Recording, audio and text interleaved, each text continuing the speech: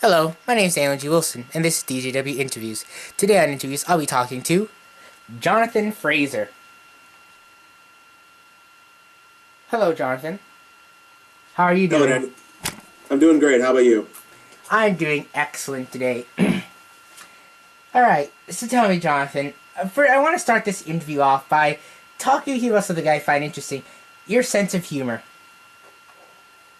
My sense of humor. I All know right. Well, Sorry.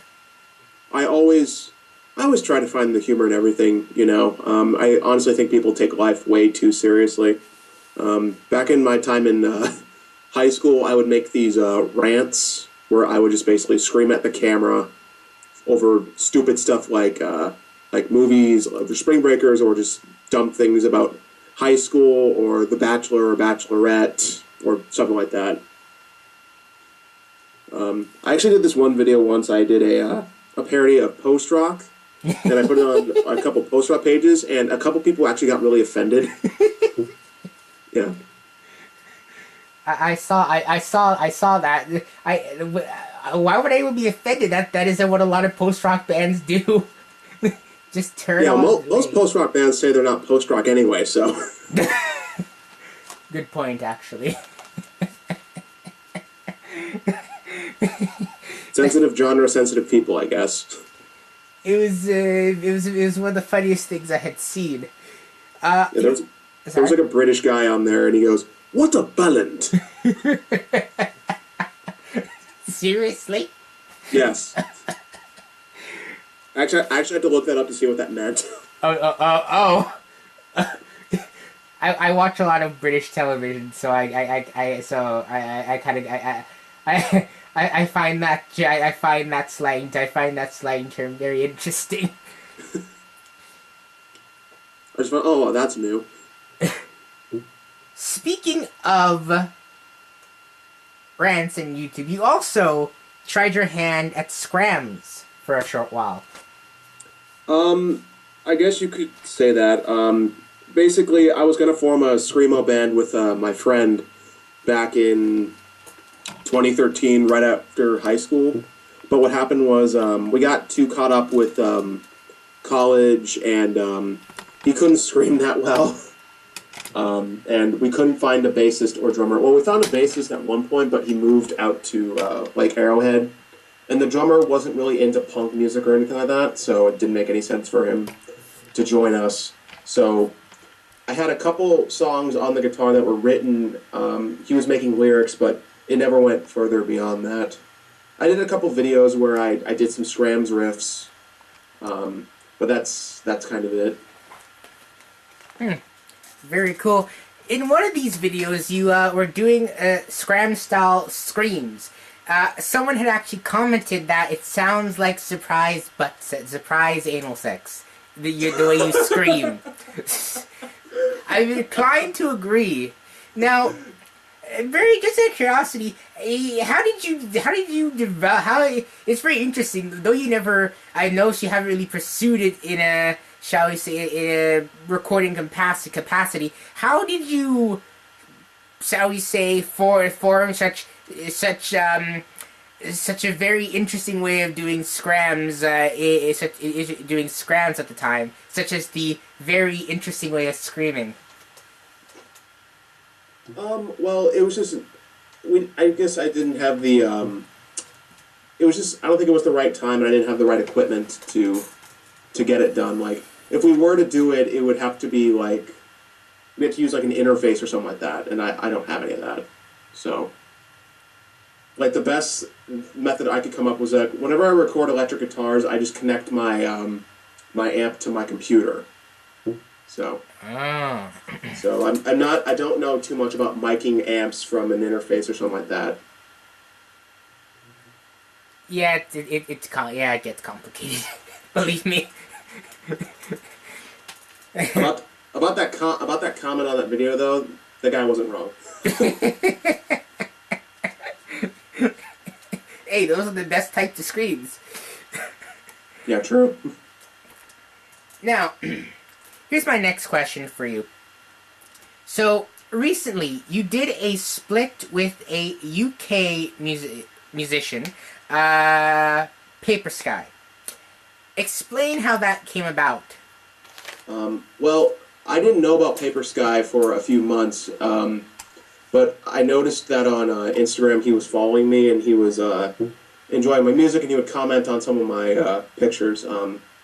Eventually I found his Facebook and I listened to some of his songs and I'm like, oh my gosh, this guy's like in high school and he's like making all this Screamo stuff on his own, which I thought was very impressive. And then eventually he shared my latest album, Soundtrack to American Giallo, and I was very appreciative of that because no one had really talked about it that much with a few exceptions. So I thanked him for it, and I friended him on Facebook, and we started chatting, and then I brought up the idea, you know, why not? Why don't we do a split? It'll be cool. And we got to work, and I got him to do vocals on my song Lost Brothers. It's actually the first song that's ever had like any kind of vocals on it, or spoken word from another person, I should say. So I was very happy with how it came out. I have to say I was very happy with how it came out myself. It's a very interesting split, I must say. Well, it also introduced me to your fascinating work. Speaking of your work, I have to ask you. So, you've been over this past what? You've been making music since 2009, I believe. Yes. Over the past how many years? 7 years by now. 7 years, probably. You've been a consistent artist in really recording and releasing music. I forget the exact number of releases you have on your Bandcamp. I believe it's somewhere between was it 7 and 8? No, 7 and 9. Maybe it's between 6 and 9. I'm not 100% sure. I apologize for not memorizing it. How dare you? The exact number. And I've noticed it's very interesting over these years. So, explain what got you into, say, recording music, and what would you say towards your overall consistency of always releasing something on a given year, for example. Whereas most artists, for example, would usually have releases every, let's say, 2 years, 3 years, for example. Well, I would say that when it comes to those kinds of bands, they have a life. I don't.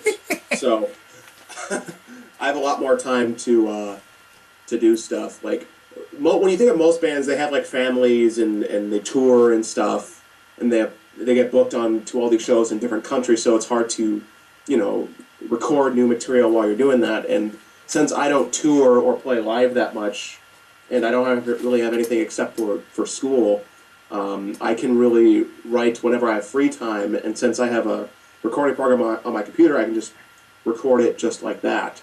When I first started out in 2009, originally I made like, I think, five demos or something like that, 5 crappy demos that I didn't put. They're not on my Bandcamp, but if you go on my info page, it has a link to all of them. But just for me, if I ever have something that I think is going to sound good, I just keep playing it until I can memorize it, and then I put it into I just record it, and then eventually it usually just becomes an album. And usually I write an album every year, usually whenever I get out of school. There have been a couple exceptions. When I first started out not when I first started out, but in 2011 I put out 2 albums, but that's just because I had the time for it. Very cool.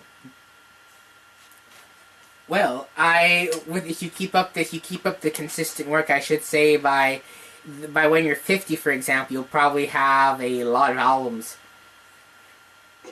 If you live to be 200, if you live to be 250, you'll probably have more albums than Buckethead has right now. Are you kidding me? Buckethead's going to have like 1,000 in the next 5 years. No arguments there.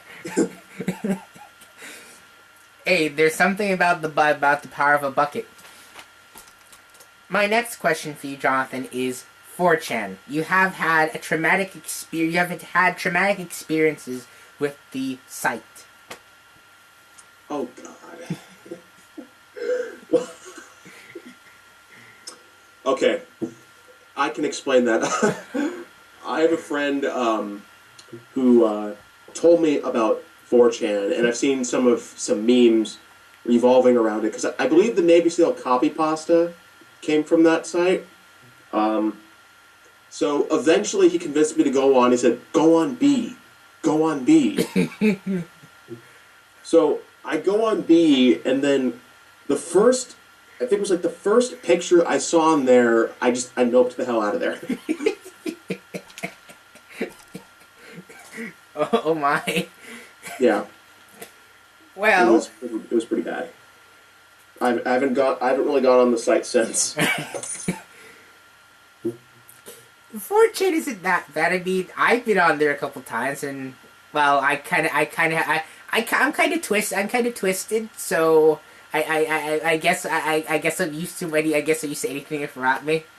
I actually like purposely look up weird internet videos, but that's just me. You should look up Rule 34. What's Rule 34? Oh, it's just this rule about the internet. Look up Rule 34, Sonic the Hedgehog. No, I don't trust Sonic the Hedgehog stuff on the internet, like in forums. That's basically Rule 34, except with everything on the internet. Every single character in fiction, there's something like the Sonic the Hedgehog fan art. Oh God. That's Rule 34, basically. Everything from Pokemon to Street Fighter to the Muppets to, I think, Sesame Street maybe, to guitar pedals, anything you could think of. There's even a website for it, ironically enough. Why am I not surprised? Okay, moving on from the creepy elements of the internet. Now, here's my next question for you. So, Jonathan, I have to ask you something very interesting, as this applies with me as well. So, Jonathan, you once called yourself a black nerd. I am also a black nerd. What do you think how would you describe being a black nerd in the world? Oh boy. People don't like it. well, younger, when I was younger, when I was in high school, people say, "You can't act like that, you're black." Stop. People say I act like a white person because I have good grades and I talk like, not to sound egotistical or anything, but talk intelligently. And I just know a lot of stuff. But apparently that's how a white person talks. So I don't get it. I blame my parents. They're both white. So. In my case, I blame my mom. Your mom's a good woman. I agree. And so are your parents. And so are your parents. Now, here's my next question for you. Speaking of nerdiness, now, my next question for you is horror films. You have a liking for a particular horror film franchise, the Puppetmaster. Yes, I do. It's a very interesting series. When I found out that in the next installment they were going to put in Justin Bieber, I almost tossed the table over. I saw. Yeah. But yeah, I have the whole collection on DVD right now. So watched all of them with my friend. They're all good except for 6 and 7. They're terrible. And 8 is just it's just a bunch of footage. It's just stock footage from the other films. So I don't really count that as a movie. When I was around 9 years old, I saw the first Puppetmaster for the first time. I couldn't sleep for days. I, I have a fear of puppets and mannequins and such like that. That film just made it worse. You scared of Pinhead coming and just punching you while you're sleeping? Yes, actually. And that weird puppet that kind of has its head spin around all the time looking for stuff. Jester? That's his name, Jester. Yeah. Yeah, when I actually looked up the series and the actual like mythology in the story, it got really it gets really weird. Well, they keep botching it up with like every new installment, so it's kind of hard to follow. It's kind of like Metal Gear Solid. That's a bit too controversial, wouldn't you agree? That's a bit too controversial a subject. Can't really think of anything else to compare it to in terms of the lore always getting changed. Very true. Very true. By the way, nice shirt. Oh, thanks. I got it about a month ago. Big Joy Division fan. Ah, yes. Joy Division. One of the best bands of the 70s. Good taste in music, I must say. Yes. It's probably this is like the best shirt ever. I swear. I'm so glad I'm so glad I got this. Every time I see a person with a Joy Division t-shirt, I'm like, that guy is awesome. I'm inclined to agree. Alright, Jonathan, now, here's my next question for you. Now, Jonathan, you have a very interesting history. Wrestling. Yeah, wrestling. It was a big part of my life since my freshman year of high school. I'm not doing it anymore because I feel like my academics are more important, and I think it just ran its course for me. So I thought it was time to move on to other things. But yeah, for most of my life, that was one of the things that made me the most happy besides music. I really enjoyed it. I got into it from professional wrestling because I watch a lot of that, and I was like, I want to do something like that. And even though I knew that, amateur wrestling is very different from professional, it was still something that I was very intrigued by and wanted to get into, and I'm glad I did. It's a fantastic sport, and I think anyone who can handle all the tough workouts and stuff like that should try it out. I have to say, you had a very interesting game face when you wrestled. It was you were very intimidating. Yeah, that's kind of the roll call. You have to be intimidating if you want to win the match. It's actually gotten to a point now because in order to prep myself up for any tournaments or matches, I would walk around like all pissed off like this, frowning all the time, and people thought that I was like gonna kill people. Whoever I ran into, they thought I was gonna kill them or something like that. And then they'd tell me, "Why are you frowning so much?" I'm like, "What are you talking about?" And I wouldn't even know that I was doing it. Oh my. Yeah, I still have that problem now. I assume it's when people mention Justin Bieber and Puppetmaster. No one know. Well, almost none of my friends know about Puppetmaster, so it never comes up. Ah. I'm actually still curious about this. So is Bieber really going to? Is he really going to be in Puppetmaster? I don't know. I read somewhere that was just a joke, but I'm not sure. Knowing Bieber, I wouldn't be surprised. Alright, now, here's my next question for you. Talent. You are a very I know you're a very talented individual. Oh, thank you. Musically, you usually, on your albums, you usually play the instruments yourself, and as time's progressed, you've added more instrumentation, piano, synthesized strings, I assume, as well as drumming, and various samples and just interesting noises. Explain how you developed this talent over the years, especially particularly your guitar, maybe acoustic guitar skills. Well, it's interesting. A lot of people will say that I have a very skilled mindset when it plays the guitar, but in reality, my guitar playing is actually very limited.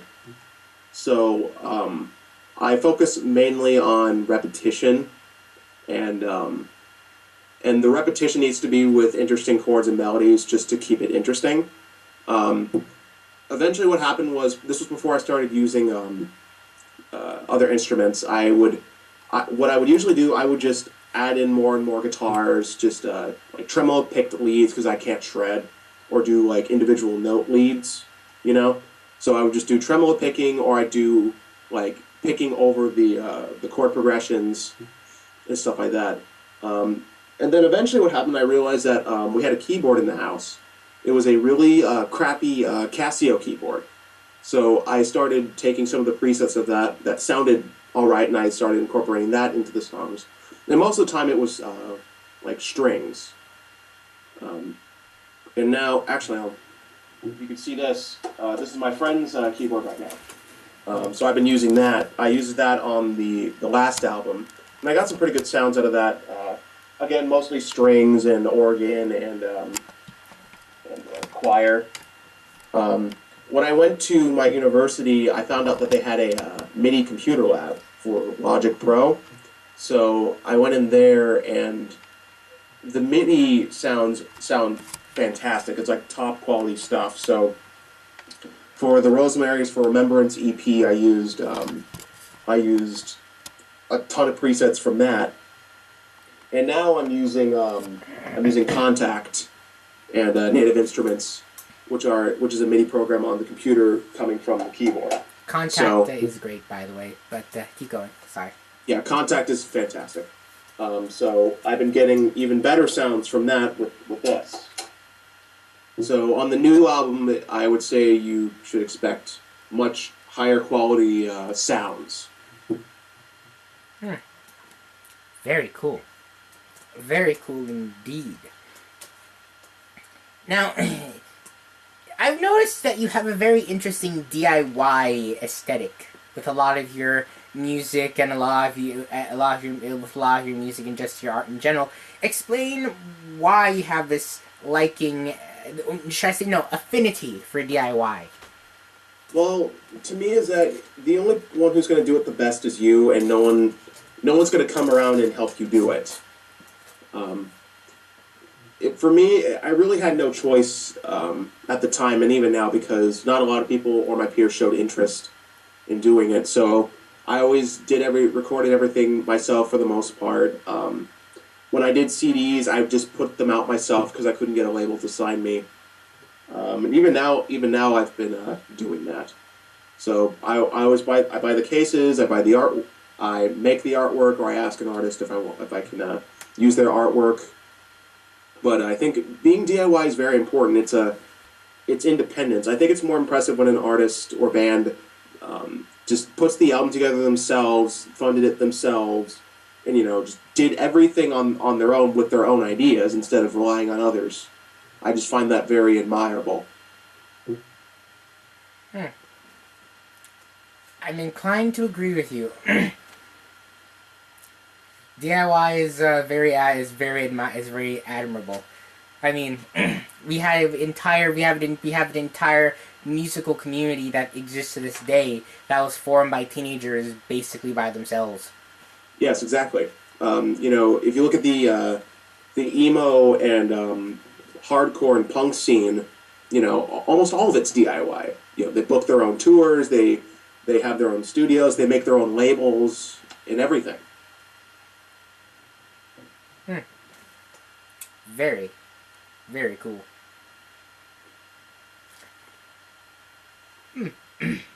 Well, I must say you make DIY look good. Oh, well, thanks. I just do what I do. I think that's what any artist can say. You'd be surprised how many wouldn't. You'd be surprised how many don't say, how many don't many don't say that actually. But All right, now I have to go on to a very serious note as well. Now I have to ask you about something a little bit personal. Uh, my next question for you is about Asperger's syndrome. Explain Asperger's syndrome and how that has affected your life over the course. Well, I don't have all of the knowledge and information to it myself, but I'll tell you what I know so far. Asperger's syndrome is a autism spectrum disorder, usually bordering on the high-functioning crowd, and it's essentially where the people who have this disorder tend to have social issues, a lack of empathy, and just all around maybe sometimes obsessive compulsive tendencies as well, and just many things that would cause them to not have very good social relationships without the proper treatment and help. I was diagnosed with it when I was like 3 years old, I believe, and I got special ed like almost immediately from kindergarten up until 5th grade, and then I got into like a regular school program when I was in middle school and high school. But yeah, it has been a big impact on my life. It's caused due to my social issues, it's caused me to be shunned a lot by people, but it's also caused some people to bond closer to me because they understand what I am and what I'm going through. So I think it works both ways. It's frustrating at times, but it also makes me who I am. That's partially why I wrote the song. That's partly why I wrote the song Aspergers, because even though you might have something that could possibly hold you back, you shouldn't let it, and you should embrace it as part of you and embrace who you are. Well said. Well, so everyone has quirks or something unique about them. Honestly, to me, it makes you more well-rounded as a person, I say. Well, thank you. Yeah, you should always take what makes you unique and just make it part of you. Would you say that? So in your music, would you say that it has influenced beyond the song Aspergers? Would you say that it's influenced particularly the aesthetics you go for sonically? In terms of emotions and melody and in terms of emotions, mood, or just themes in general. I'd say partly yes. Due to the fact that, due to my social issues, I've been shunned by people and by society for the most part. Eventually, it got to the part where I've grown a level of apathy towards everything. I don't really care about anything, and I've grown grown a certain distaste for people, humanity, society, and that is reflected in the music. So I think that's partially why it sounds so melancholy at times, but it also comes from, I think, other people's experiences. Because a lot of people out there are dealing with a lot of terrible things right now, and I just like to convey that. I don't know. I've always been into sad and depressing music.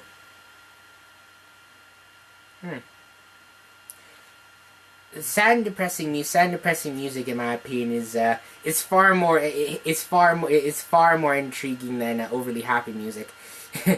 I agree. It really is, in my opinion.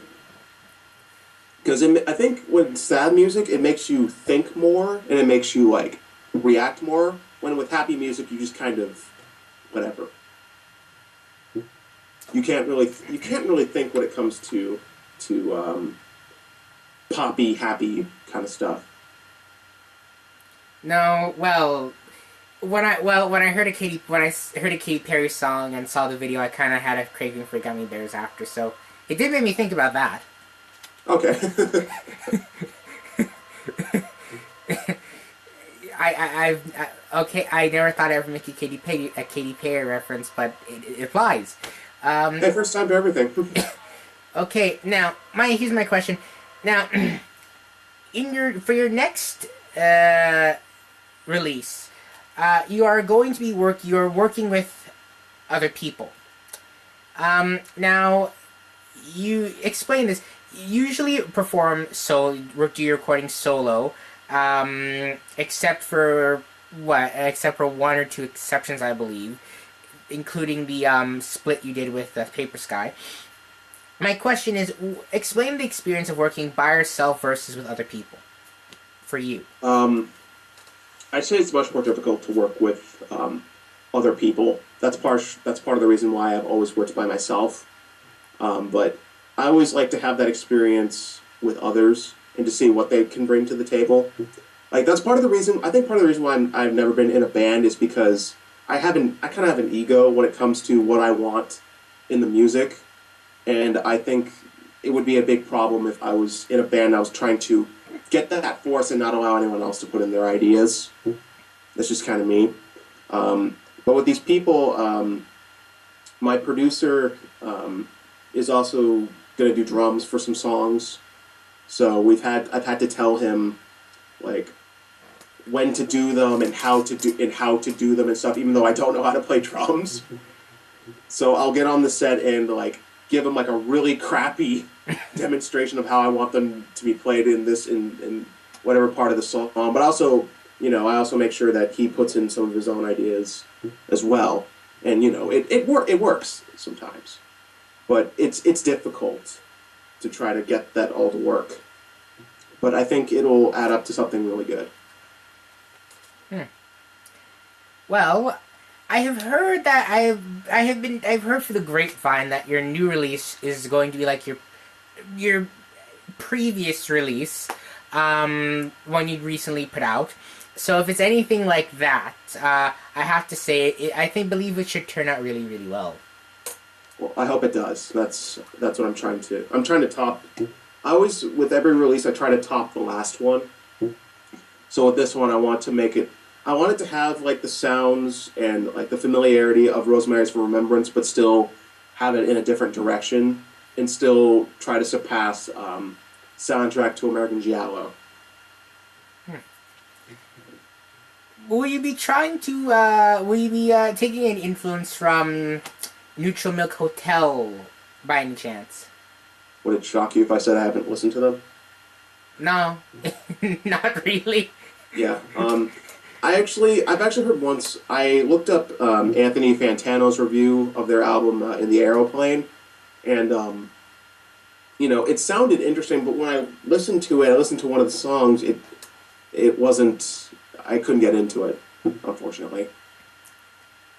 I don't really take influence from a lot of acoustic folk musicians, actually. Huh. Fascinating. That's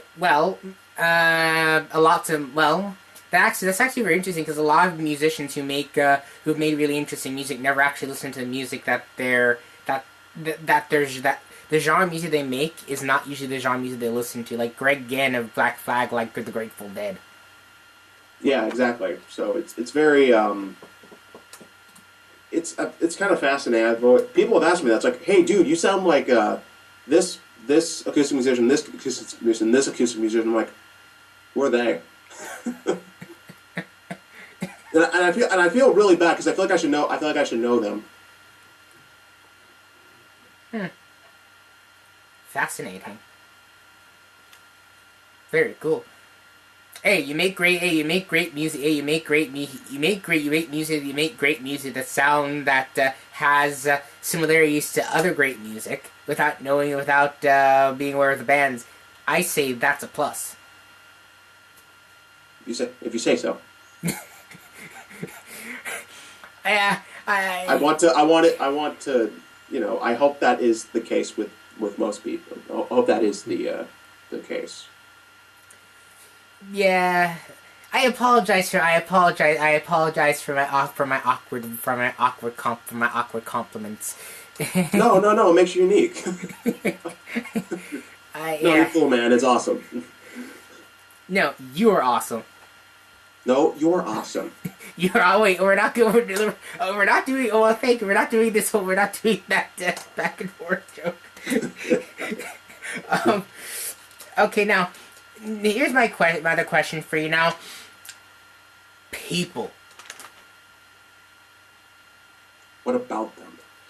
People. They are just people in general. In general, the confusing enigma that is the human race. People. I don't like them. I think there are big exceptions to that. I've met some really, really great people in my life, and I have a lot of them are my closest friends. So there's lots of very good people out there, but the rest I don't find them to be that interesting. They just kind of go through the flows of life, or they're really fake and they'll pretend to be something just to get accepted by others, or they'll jump on bandwagons for a cause that they could care less about, and I can't respect that. So I've never really had a high opinion of people, especially in the higher with a higher status. I'm inclined to agree.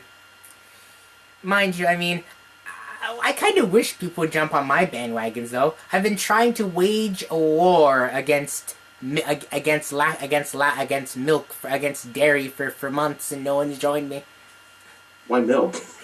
Lactose intolerant. And I've been trying to wage a war against milk. Like I'm a lactose-free boy living in a lactose-filled world. Maybe it's because they like milk? Well, no, because the world's designed for people who can drink milk. So, I demand justice. Yeah, no one's jumped on that bandwagon with me.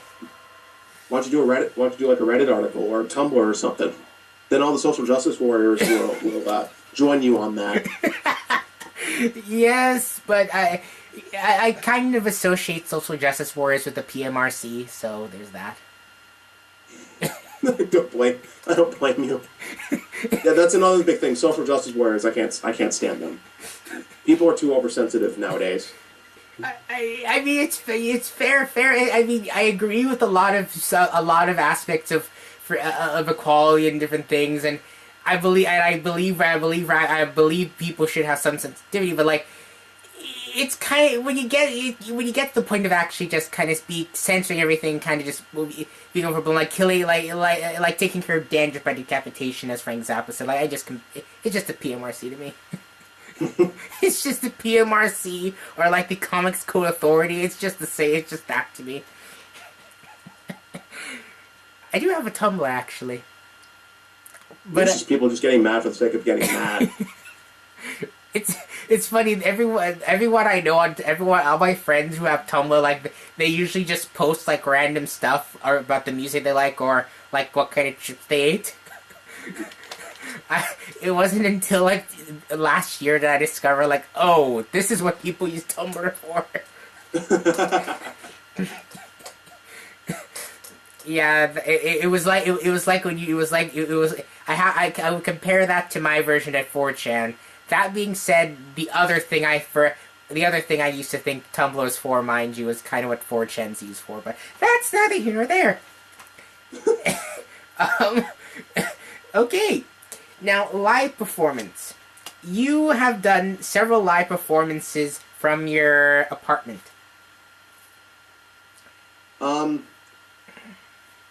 It's really the only place I can do them. I've always wanted to play live, like out in a venue or at a bar or something like that, but I've never gotten the chance to do that. I actually got asked to play a chain reaction once, and it was pay to play. I had to sell like 40 tickets. Oh. And the big problem is that almost no one here is that great. It doesn't listen to my stuff that much, so they're not really big fans. And the people who listen to it the most live in Europe. So Europe. Yes. I found that very fascinating. But I found a website called Concert Window, which is basically you can take video of yourself playing and it'll be like a live stream. So I started playing in my house a couple times within the year, and when I went to my university, I actually got an opportunity to play a couple times there at open mics, which I think got over really well with people. It got received pretty well. Gave out copies of my album. I played at my housing area twice, which was pretty cool, which was also recorded. But yeah, it was very nice. I even got to play at a coffee house that was near the school. It's called Back to the Grind. It was like in this underground basement. It was really weird. Very cool. Well, let me know when you start touring. And when you start touring, and tell me if you're ever coming up to the Great White North. I doubt I'll be. I don't think I'll ever tour, man. I'm sorry. Darn. I don't know. I don't even know how to. I don't know how to book that, and I don't have a car. I don't have a car. Just take it. Just take your acoustic guitar and bus. Take the whole bus route. Just bus everywhere. Live in garbage disposal areas. Just ride, or maybe just get a bunch of money and just Uber my way to the next venue. You know. Hey, weirder things have happened. I think that'd be a first, though, Ubering your way to a venue. I think that'd be a first. I'm still waiting for a band to try that out. Uber tour. I think I'll be Googling that after this interview.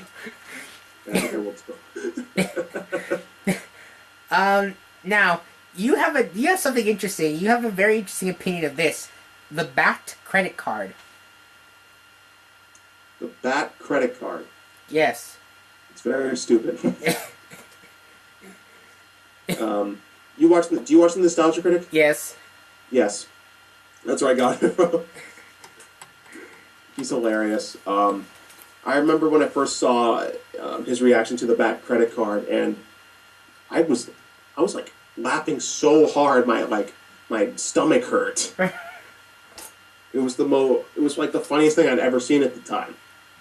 So now whenever someone mentions BAT card, I'm like, a BAT credit card. A BAT credit card. Yeah, I still never got that because they can trace the credit card. Batman doesn't need a credit card though. He's Batman. Yeah. I blame Joel Schumacher. Yeah, he kind of ruined it. Well, yes, but who's worse? Joel Schumacher or Zack Snyder? Wait, which one did Zack Snyder do? Zack Snyder, he did Batman and Superman. Oh, I actually really liked that. Oh. Okay, never mind then. Yeah. Sorry. Never mind. I thought it has issues, but I thought it was pretty good. What about like Doomsday? Doomsday was alright. Lex Luthor? No. No. Just no. It could have been worse. It's like a joke. He was like a Joker ripoff. Like, even when they shaved his head, I'm like, no. He's like this socially awkward sociopath. That's not Lex Luthor. Lex Luthor's like Darth Vader, in a sense. Basically. Yeah, but this one's like a combination of the Joker and the Riddler, and it just, no. Oh, God. Why? Oh, God. The Joker and the Riddler. Oh, well, they already have the Joker. Jared Leto. Wait.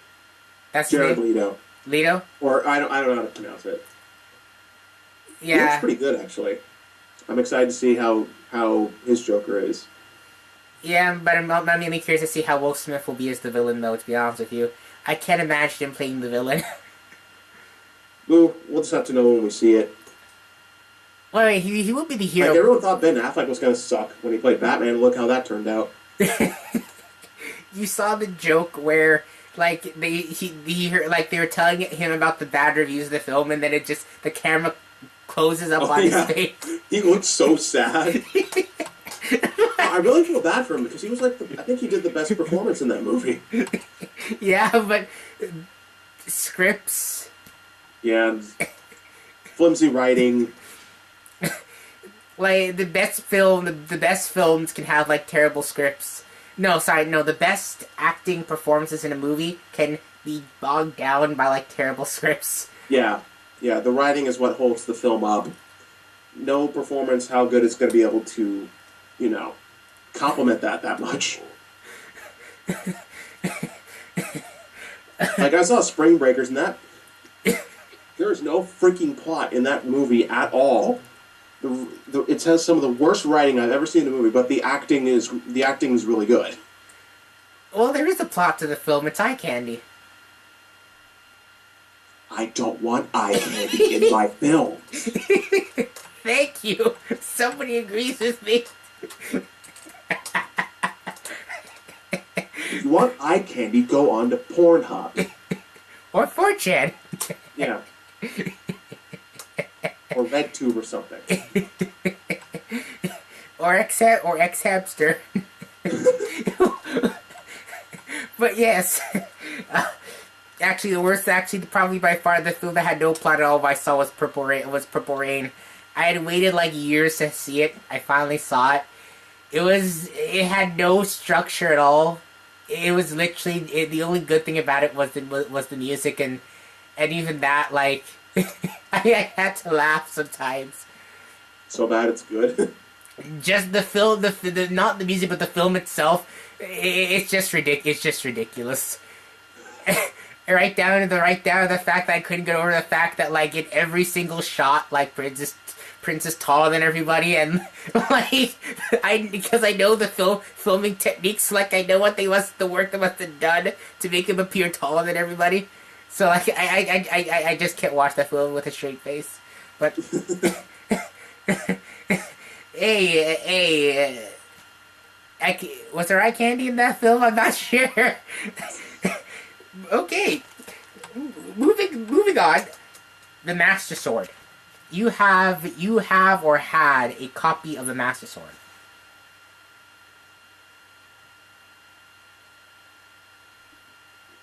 You cut off. Sorry, you froze. Oh. You had a copy of the Master Sword. You cut off again. I'm sorry. You had a copy of the Master Sword.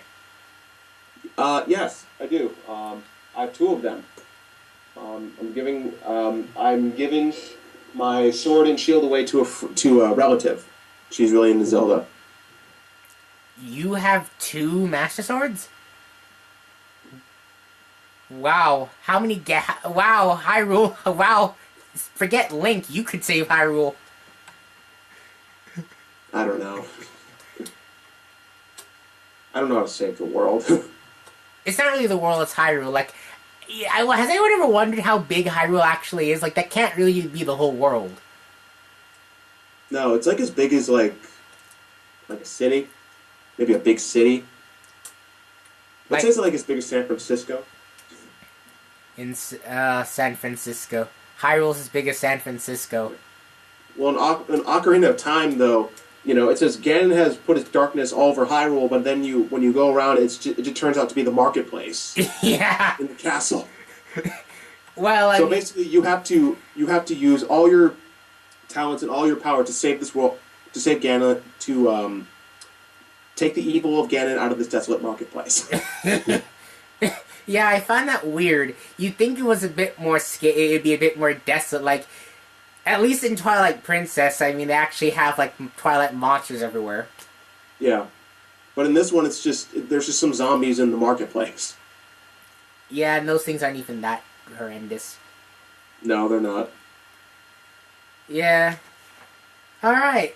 Now, here's my next question for you. Now, you have some... Oh, the field where I died. Explain the field where I died.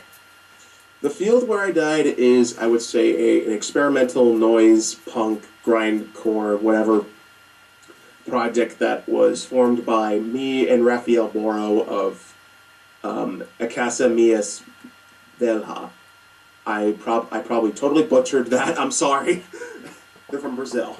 So, but yeah, I came up with the concept online. I was speaking with him, and I told him, how about I just make a bunch of really abrasive noise cuts of me playing the guitar. I send them to you, and you just can do drums and stuff.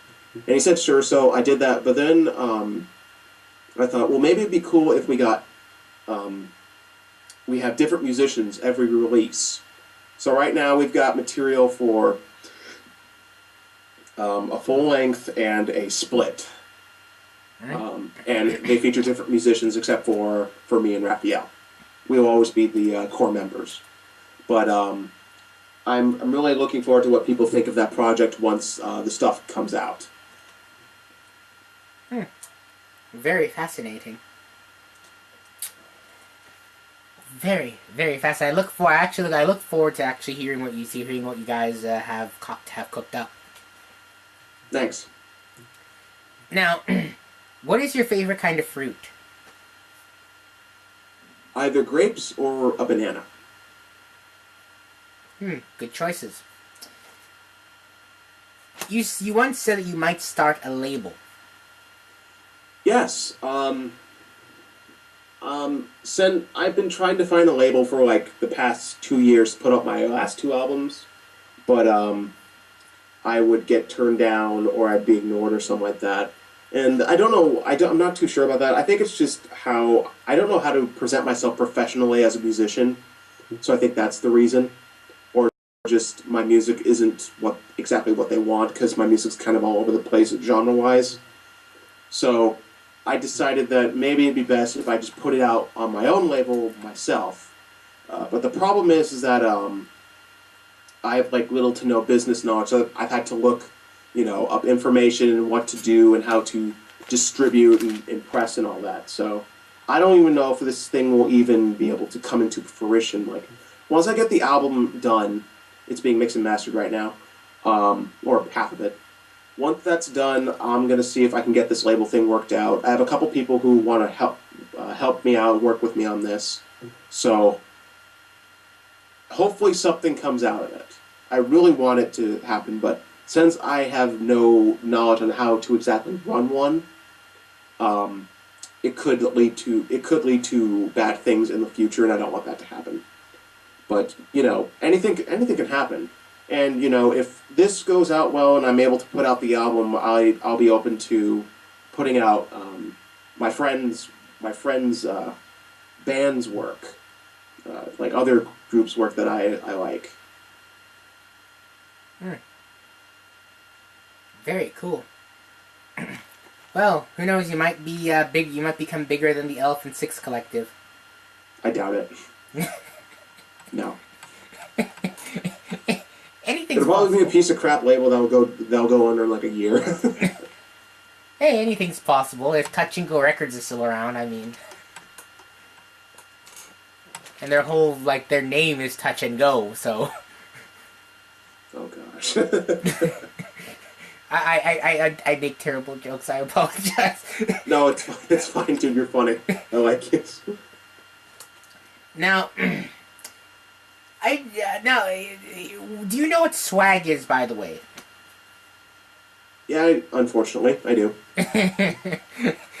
Swag, YOLO, and just internet lingo in general. You have some. Now, this is a two-part question. Over the years, you've had several rants about different subjects. We mentioned this earlier. We touched upon this briefly earlier in the interview, and you also have an interesting. You also had a rant basically against internet lingo. Now, explain first your rants and your history with internet lingo. Well, the rants came about when I went to go see Spring Breakers with my friend back my senior year of high school, and I hated it so much. It was like the worst movie I had ever seen. It was like the first film to like legitimately piss me off. Like I was like, I was so repulsed, but it got to the point where they kept doing it over and over and over again that I got mad. So I sat through it, I went home, and I was like, okay, I'm doing a video. So I just turned the camera on and just went all out and just shouted and screamed about how terrible the movie was. I put it on Facebook, and somehow it got like, it got up to like 330 likes or something like that. Yeah, I was so surprised. I thought it was just a stupid video that a couple people would laugh to, but it got over so well, and I was like, people who I didn't even know was like, dude, you're the guy who did that video, like in high school, and it was like, and I was actually popular. I was popular for a few weeks until it was like, oh yeah, it's him, and then they started ignoring me. But eventually, they were asking me, you should do more, and I said, I don't know if I can top that. So I gave it another shot with the Swag YOLO video. That went over pretty well with people. So I started turning it into like a series where I talked about different subjects. I want to get back to doing them, but I just don't have the motivate. I'll have the camera on, but I have like no motivation to do anything. So I'll just sit there for like an hour, like rehearsing. I'm like, nah. As for the internet lingo, I've never been a fan of it. Thankfully for Swag and Yellow, that's kind of dead now, so I don't hear about it anymore. But it's going to be replaced by something even dumber, I can imagine. And whenever something new that's from the internet lingo comes in, I will make sure to tear it apart. Have you heard of squad yet? What is that? It's a thing people say, like, squad, like, we gotta get the squad together. Like, squad up. That doesn't make any sense. like when you want to go out with your friends, we going out chilling with the squad, or you just say squad for some reason. I thought the current thing was, it was twerk and Netflix and chill. No, Netflix and chill definitely, but like squad was also a thing like last year and. Oh, I never heard about it. Squad. People just use the word squad constantly, and I didn't actually know what Netflix and chill meant until like December. I honestly, I didn't know what it meant. I didn't know what it meant either for the longest time. But then I was able to kind of piece it together. I used to do it with all my friends, like, hey, you want a Netflix and chill? I thought it was just like Netflix, and then you just chill on it, and you just chill and watch Netflix. Yeah, like, I'd ask some of my female friends, like, hey, you want to, like, Netflix and chill? So I'm like, what is wrong with you? God. I'm like, why are you acting like that? I just want, like, watch Netflix and hang out. It was the most awkward thing ever. I don't understand the internet. Yeah, have you been on TIFU on Reddit? No. Oh, you should go on there. It's a subreddit, but it's Today I Effed Up, and basically if you type in Netflix and chill, and you look up like, today I effed up by asking my friend if she wanted the Netflix and chill. Oh, God. Yeah.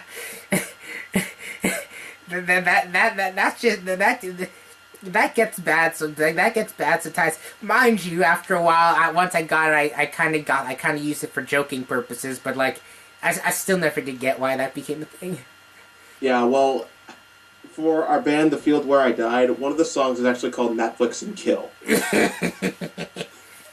Snuff film, I assume. Yes. You also had a rant about Tinder as well. Yeah, Tinder sucks. I can honestly say I have yet to use it. Don't use it. Have more self-respect than that. I use it. The reason why I even tried it out and still use it again from time to time is because I hate myself. Don't be that person. I want to use it to get people to come to my shit, to come to my band shows. To find a friend of mine. I don't think Tinder's really the way to do it. Like, have you tried Facebook events? Oh yes, I did. But no, like a friend of mine told me like the only time he's ever used Tinder is like to kind of see if he can get extra people to come to like shows or find bandmates. I've never heard it being used like that. That's interesting. Hey, Hey, why not? I see no other use for Tinder, to be honest with you. I don't. Yes, I don't blame you. And I used to think, I also used to think Grinder was like the thing potheads used to, was like something for potheads, to be honest with you. I do not understand the internet. No, I don't understand you either. Now, here's my other question, man. Now, I'm just curious, in general, why music? What brought you to music? What got you into playing music? Why music? Why not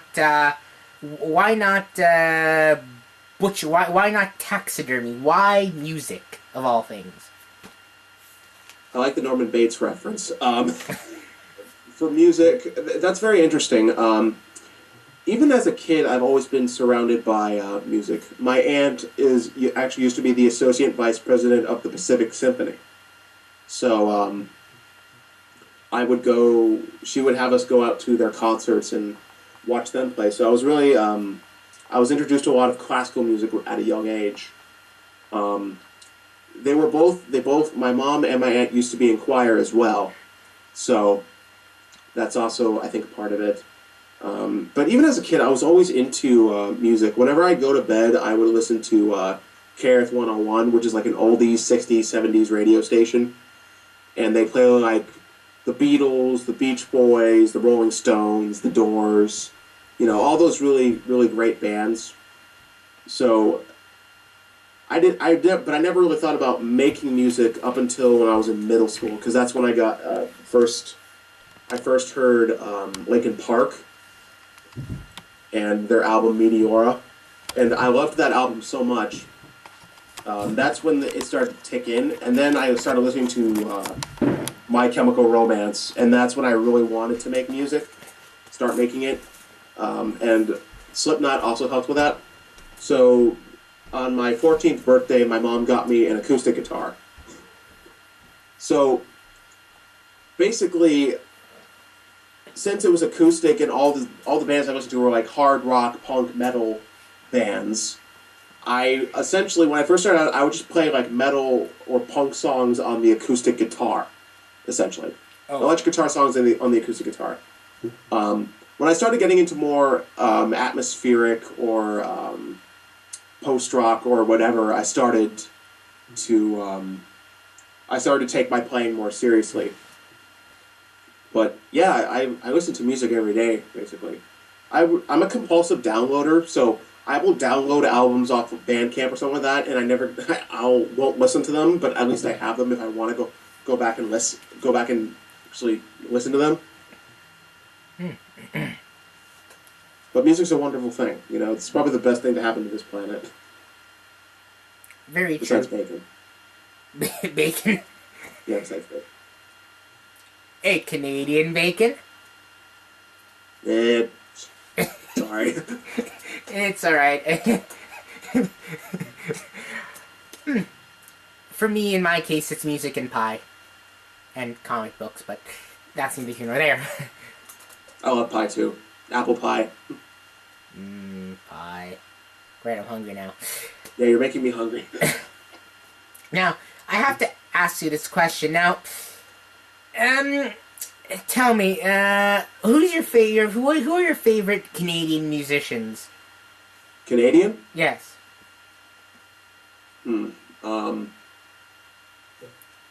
This is tough. I don't really pay attention to a lot of the bands I know where they're from. So I probably like a lot of Canadian bands, but I can't think of any at the top of my head right now. The only one I can think about is Unexpect, but I've only heard like 2 songs from them.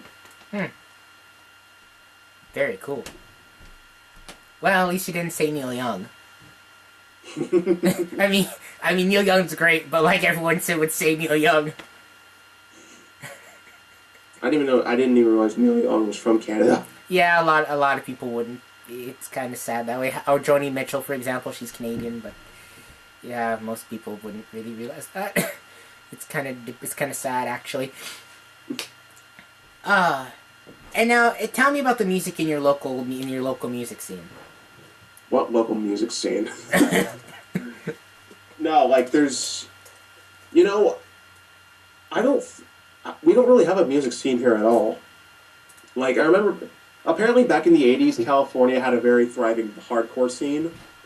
But now that we're here in 2016, it's basically nothing now. We just have street musicians in Huntington, in downtown Huntington, but you know you don't really see them that much, and it's nothing like a movement or anything like that. So there's really no music scene here. According to a friend of mine, there is a power violence scene here in Huntington, but I have never heard about it. I've never heard anyone talk about it or anything. So, I think that's part of the reason why it's so difficult just to try to get my music out there and get more recognition because there's like there's like no local music scene here. I think Julian told you this. I think Julian had to deal with the same issue up in England because I believe he was like the only guy who was really making that kind of music locally. But I could be wrong on that. Wow. In my case, over here in Mississauga, we have a music scene, and we're kind of also part of like the whole GTA around Toronto music scenes. So, long story, you have a music scene, but at the same time, we're kind of it's kind of a period where we're trying to get venues for more harder, more alternative music. You know what I mean? Currently we have a trend of dad rockers kind of running the place, but that's neither here nor there. But that's cool though. I would like to be a part of some kind of music scene here. I don't know if this is a real movement or not, but I'm part of something that my friend Ronnie dubbed the 11th Underground, which is basically it's a group of bands and musicians who write emotional or atmospheric or post-rock music, and they represent the whole globe. But that's kind of that. I think that's more of an in-joke than anything else. But I'd say, oh yeah, I'm part of the 11th Underground. But that's kind of it. Well, like, the closest venue here is in Anaheim, which is about 20 or 30 minutes up. Oh. Wow, that is interesting actually. Yeah, Huntington Beach is for surfing, not for punk music, I guess, or music in general. Surf rock? Yeah. So now, tell me, Jonathan. Jonathan, do you have any? What can we expect from from the mind of Jonathan Fraser in the future? Well, I think you can expect a new album coming along. I think you'll really like. I hope people really enjoy it. Just expect new music. Expect me to make an idiot out of myself on the internet. Sometimes we're all human, so can't really do anything about that. But I'd just say, expect good things. Now, do you have any final words for the people? For your fans? You have just for the people watching at home. What do you have to say to them? Well, I'd like to say thank you very much for taking interest in my music and watching it evolve over the years and telling me your thoughts about whether or not it was good or it was bad or anything. I'm very appreciative for everyone who has shown their support and has wanted to listen to this kind of music. And I would say go out there and support other musicians as well who are in the same predicament as I am, because I know there's others out there. So, talk about it, spread it with your friends, get the word out there. Make all these musicians into something bigger, All right. Well, thanks for a wonderful interview, Jonathan. Yes, thank you, Daniel. Have a good day. You too.